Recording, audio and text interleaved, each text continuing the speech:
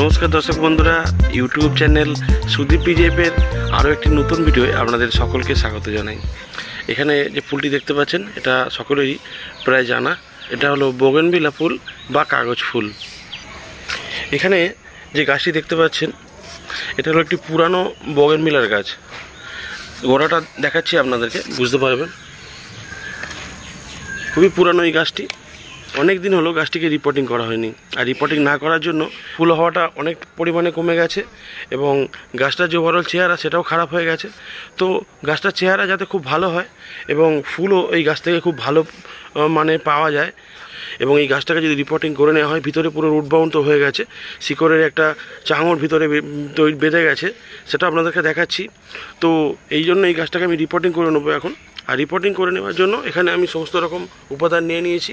কী কী উপাদান নিয়েছি এবং মাটিতে মিশিয়ে কিভাবে আমি গাছটাকে বসাচ্ছি সবটাই এই ভিডিওতে আপনারা দেখতে পাবেন। তাই দর্শক বন্ধুরা, ভিডিওটি সম্পূর্ণ দেখার জন্য অনুরোধ জানাচ্ছি। ভিডিওটি দেখার পর ভালো লাগলে প্লিজ একটি লাইক করে দেবেন, শেয়ার করবেন, সাথে এরকম ভিডিও রেগুলার চ্যানেলে দেখার জন্য চ্যানেলটি প্লিজ সাবস্ক্রাইব করে নেবেন। এখন দর্শক বন্ধুরা, এইটা দিয়ে ভালো করে টুকে নেব।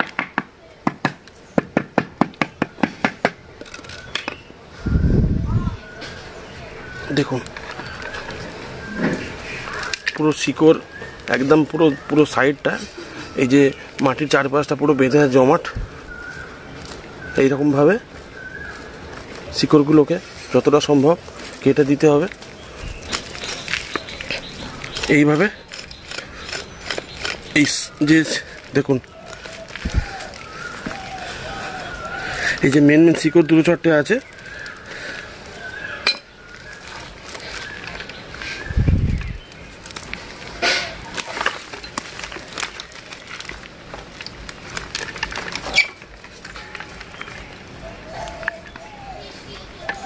কীভাবে শিকড় ঘুরে ঘুরে টবে চারিপাশটাকে পুরো বন্ধ করে দিয়েছে। মানে যে গাছ কী করে, মানে ফুল তো এইভাবে গাছ মানে থাকলে শিকড় কোনোভাবেই গাছে ফুল ভালো হবে না। তো এইভাবে আমরা উপরের যে সাইডের যে চারিপাশের যে শিকড়গুলো আমরা যতটা সম্ভব কেটে নেব।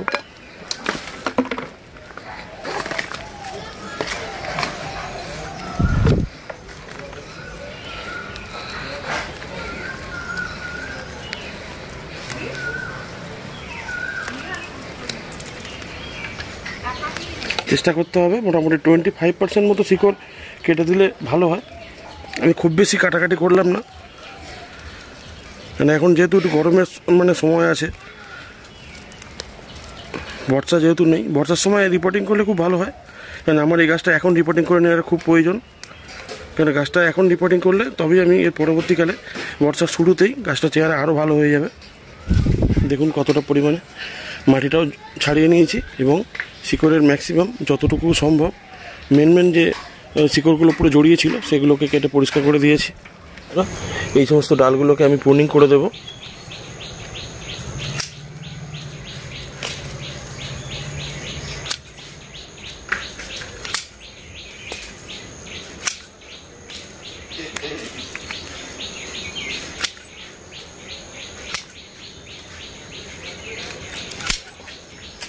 বেশির করেই গাছটাকে ছেটে দিচ্ছি, হার্ড প্রুনিং যাকে বলে, তার কারণ গাছটার চেহারা খুবই খারাপ হয়ে গেছিলো।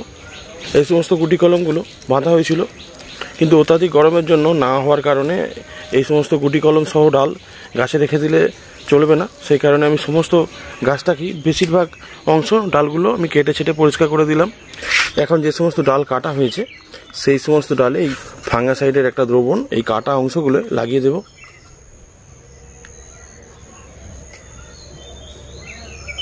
গাছের এই সমস্ত ডালে ফাঙ্গাসাইড লাগানোর সাথে সাথে এই যে শিকড়টা, এই শিকড়টা তো আমরা ফাঙ্গাসাইড এইভাবে দিয়ে দেবো কিছুটা,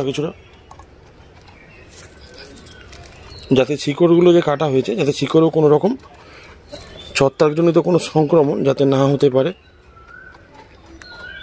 এই বোগেনভিলা গাছ বসানোর জন্য এখানে আমি মাটিটা তৈরি করে নেব এবং মাটিতে কী কী উপাদান মেশানো হয়েছে সেটা একটু এখন বলে নেওয়া যাক।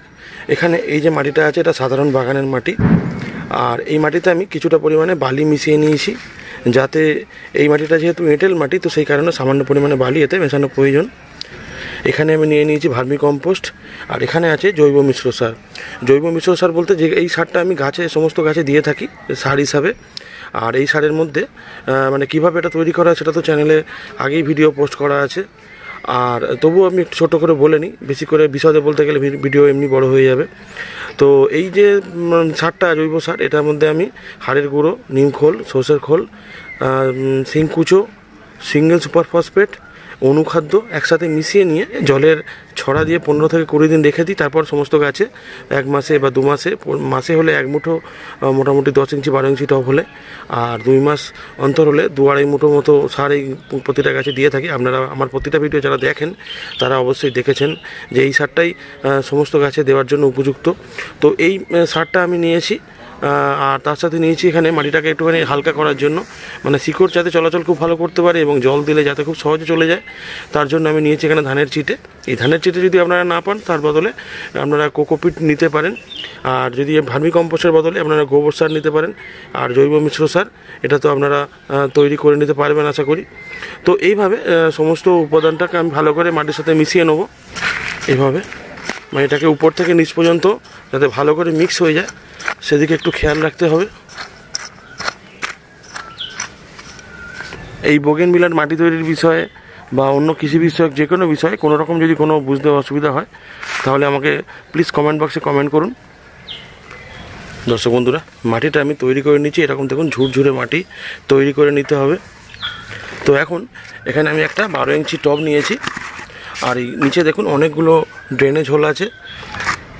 আর এই যে গর্তগুলো আছে এগুলো বেশি পরিমাণে দরকার। মাটির টব হলে একটি যদি গর্ত থাকে আপনারা চেষ্টা করবেন ড্রিল মেশিন দিয়ে 2 থেকে 3টে গর্ত করে দেবার। গর্তের সংখ্যাটা বেশি থাকলে ড্রেনেজটা ভালো হয়, জল বেরিয়ে যাওয়ার যে একটা সম্ভাবনাটা খুব বেশি থাকে। জল যত বেশি বেরিয়ে যাবে তত বেশি গাছ ভালো থাকবে, গোড়ায় জল জমবে না। এইভাবে আমি টব ভাঙার টুকরো এই যে গর্তগুলো আছে গর্তগুলোর উপরে দিয়ে দিচ্ছি,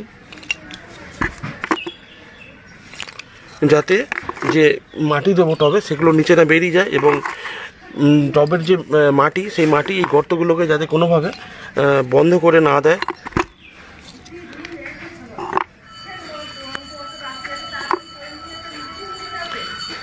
দেখুন আমি গর্তগুলো বন্ধ করে দিয়েছি, এর উপরে আমি এখন সরাসরি মাটি দিয়ে দেবো।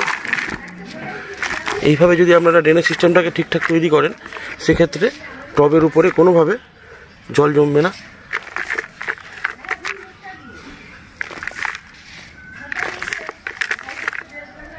কিছুটা মাটি আমি টবে দিয়ে নিয়েছি, এখন গাছটাকে এইভাবে এর মধ্যে বসিয়ে দেব।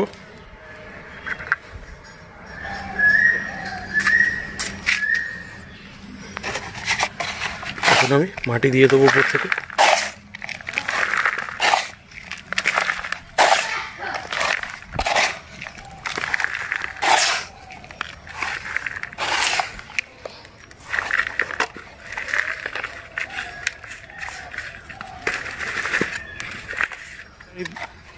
গাছটা বসিয়ে নিয়েছি, এখন গাছে জল দিয়ে নিতে হবে।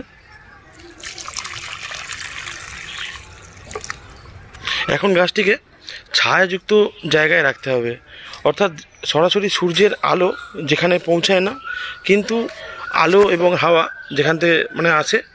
তো এই গাছটাকে যদি সরাসরি সূর্যের আলোয় রাখা হয় গাছটা ঝিমিয়ে যেতে পারে বা গাছটার ক্ষতি হতে পারে। সপ্তাহখানেক পর মানে 5 থেকে 7 দিন পর গাছটা যখন একটু সেট হয়ে যাবে, মাটিটা গোড়াটা যে আছে গোড়াগুলো কাটা হয়েছে, তো মাটিটা একটু সেট হয়ে গেলে আমি আবারও এই গাছটাকে সরাসরি সূর্যের আলো যেখানে পৌঁছায় সেখানে রেখে দেবো গাছটাকে। তো এই গাছে খাবার দেওয়ার ব্যাপার আগামী 1 থেকে 1.5 মাস আর এই গাছে কোনো রকম খাবার দেওয়ার প্রয়োজন পড়বে না, যেহেতু মাটিতে আমি মিশ্র সার গাছে দিয়ে রেখেছি। তো এই গাছে 15 দিন পরে আরও একবার আমি গাছে ফাঙ্গাসাইড স্প্রে করে দেবো, ছত্রাকজনিত কোনো সমস্যা যাতে না হয় তার কারণে। আর গাছে নতুন নতুন যখন কচি পাতা বের হবে তখন বুঝতে হবে গাছের যে গোড়া এই যে শিকড়গুলো কাটা হয়েছিল মাটিতে খুব ভালোভাবে সেট হয়ে গেছে। সেই অবস্থা থেকে মাসে 3 বার কমপক্ষে NPK 19-19-19 বা 20-20-20 একটা ব্যালেন্স খাবার গাছে স্প্রে করে যেতে হবে। দর্শক বন্ধুরা, আজকের মতো ভিডিওটা এখানেই শেষ করব। যদি কোনো রকম কোনো প্রশ্ন থাকে আমাকে কমেন্ট করবেন। ভিডিওটি ভালো লাগলে প্লিজ একটি লাইক করে দেবেন এবং প্রিয়জন ও বন্ধুবান্ধবের কাছে শেয়ারও করতে পারেন। প্রতিবারের মতো অনুরোধ রাখবো চ্যানেলের পাশে থাকার জন্য এবং কৃষি বিষয়ক এরকম ভিডিও রেগুলার চ্যানেলে দেখার জন্য চ্যানেলটি প্লিজ সাবস্ক্রাইব করে নেবার।